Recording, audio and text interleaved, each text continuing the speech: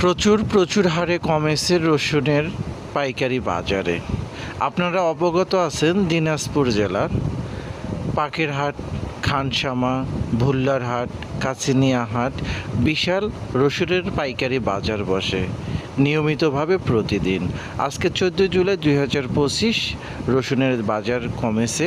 গাছসহ রসুনটি 2000 টাকা থেকে সর্বোচ্চ 2300 টাকা মন যাচ্ছে এবং গাছ ছাড়া রসুনটি, এই খোলা রসুনটি 60 টাকা, 65 টাকা, 70 থেকে 75 টাকা কেজি বিক্রয় হচ্ছে পাইকারি।